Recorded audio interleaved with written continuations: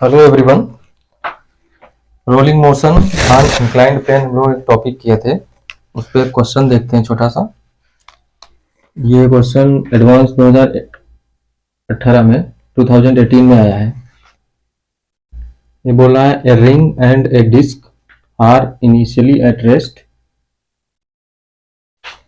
Side by side at top of an inclined plane which makes an angle 60 degree with the horizontal. The start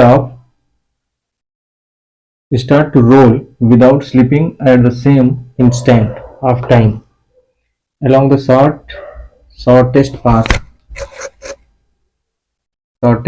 है if the time difference between their reaching the ground is 2 minus root 3 by root 10 second, then height of the top of the inclined plane is। ये numerical value problem वाला question है, advance में जो आया हुआ है। Take जी 10 metre पर second square, ये वैल्यू में इतना में दिया हुआ है। मतलब एक इंक्लाइंड प्लेन है, 60 डिग्री पर इंक्लाइंड है।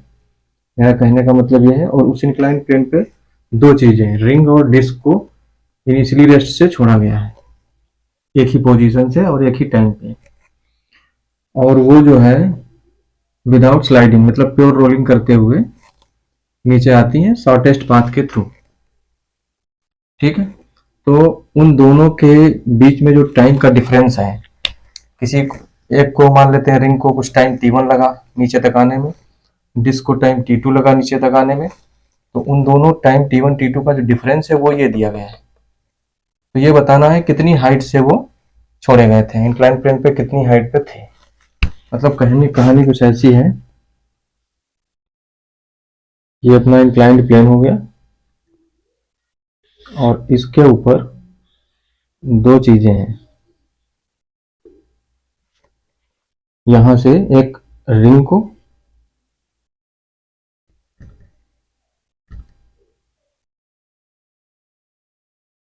नीचे की तरफ ड्रॉप किया गया है और एक डिस्क है।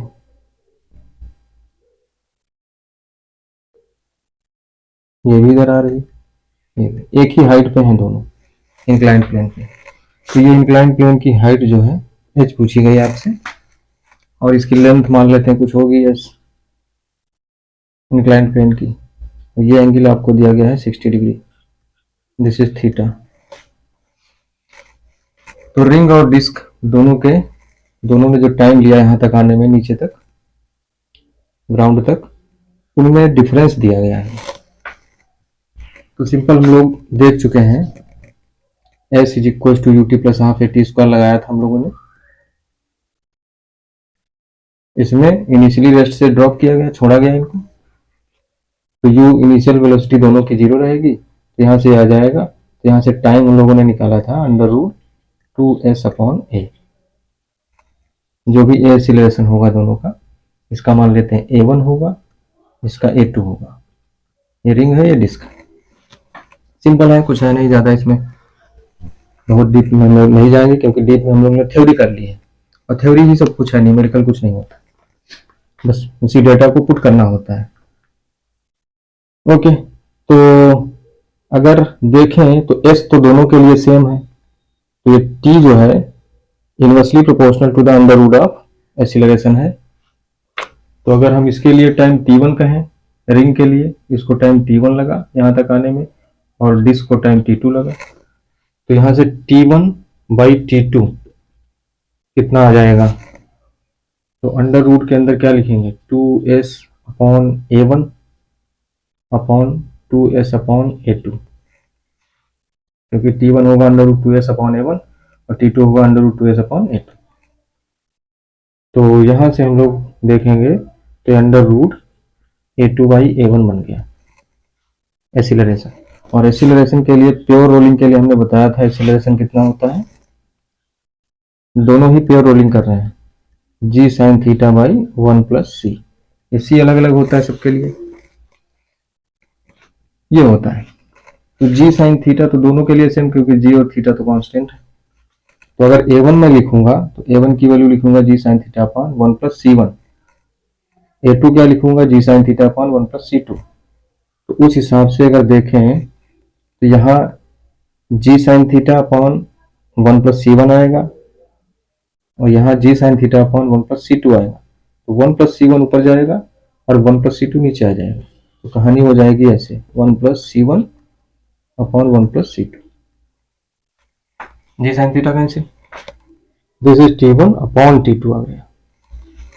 अब डिस्क के लिए जानते हो c की वैल्यू क्या होती है, c1 किसका है, डिस्क का होता है 1, ये हो जाएगा अंडर रूट 2 अपॉन, और c2 जो है, नहीं डिस्क नहीं रिंग है, ये रिंग है, ये डिस्क है। तो c1 जो है वो रिंग का है, c1 होता है 1, बताया था मैंने, तो 1 प्लस 1 2 हो गया। और c2 क्या है, डिस्क का 1/2 होता है c, ये c2 डिस्क का है।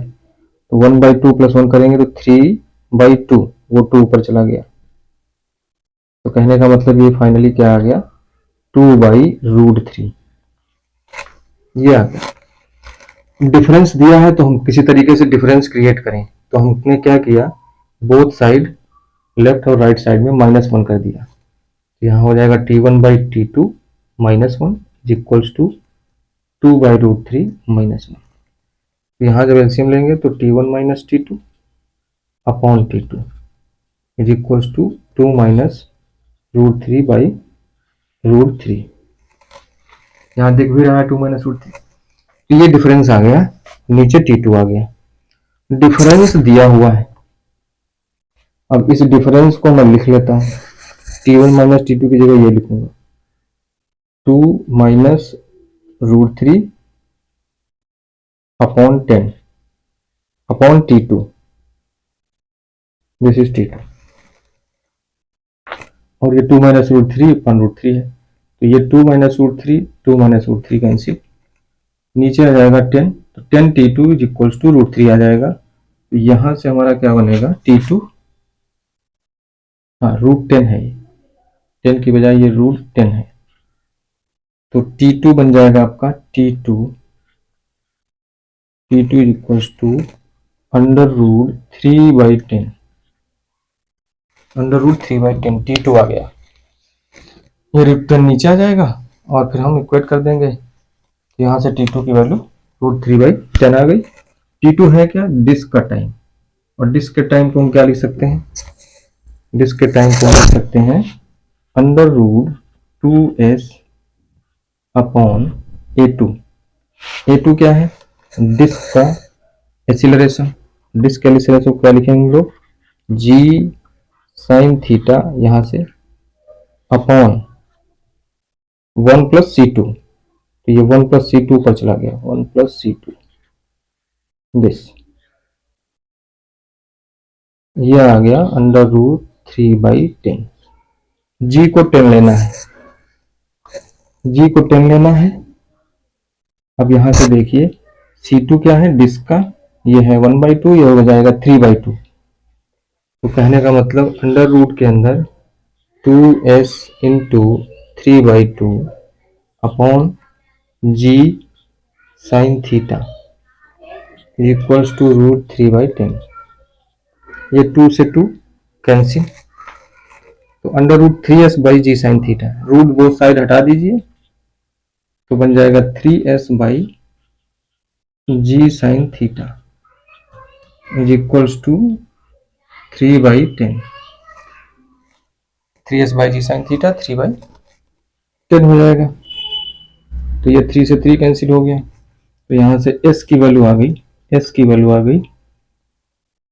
g/10 sin थीटा, और g की वैल्यू 10 लेना है इसमें, तो ये कैंसिल आउट हो गया। तो s की वैल्यू क्या आ गई, sin थीटा, s की वैल्यू आ गई ये, और जैसा कि हमने बताया था ये h है, ये s है, ये हाइपोटेनस है, ये परपेंडिकुलर है। तो इसमें रिलेशन हम लोगों ने बताया था, हम लोगों ने देखा था, h इज इक्वल्स टू क्या हो जाएगा, s sin थीटा। तो s की वैल्यू क्या आई है, sin थीटा, तो यहाँ sin थीटा रखेंगे इसकी जगह, तो h क्या बन गया, sin स्क्वायर थीटा। और थीटा की वैल्यू कितनी है 60 डिग्री। साइन 60 √3/2 होता है, उसका स्क्वायर कर देंगे तो ये आ जाएगा 3/4, दैट मीन्स 0.75 मीटर। ये आपका आंसर हो गया। तो ये हमने डिटेल में बताया और सिंपली आप जल्दी कर सकते थे इसको, अगर हमें डिपेंडेंसी सब पता है तो फटाफट हो जाएगा। तो एडवांस का ये क्वेश्चन था एक, जो प्योर रोलिंग इंक्लाइन प्लेन पे पूछा गया है 2018 में। तो एडवांस हो या मेंस हो, जो भी क्वेश्चन पेपर आता है, बहुत ही हम ये कह सकते हैं 2-4 क्वेश्चन ऐसे रहते हैं जो हिला देते हैं दिमाग को, वो सोचने में लगाने में बड़ी दिक्कत होती है ना। 2-5-4 क्वेश्चन ऐसे रहते हैं, बाकी टू द पॉइंट होते हैं। अगर आपको थ्योरी अच्छे से क्लियर है, फार्मूले याद है, तो होते चले जाएंगे। लेकिन कुछ ऐसे क्वेश्चन जरूर होते हैं जिसपे आपको बिल्कुल अंदर से सोचना पड़ेगा कि हाँ कैसे इसको टैकल करना है, क्या इसका प्रोसीजर होगा। उसमें बहुत थिंकिंग लगेगी, डीप लेवल की थिंकिंग। तो जब तभी लगा पाएंगे जब बिल्कुल थ्योरी को गहन अध्ययन एक बहुत भयंकर तरीके से आपने उसको किया होगा। ठीक है, तो ये अपना एक छोटा सा क्वेश्चन था, इसके आगे भी देखते हैं। Thank you.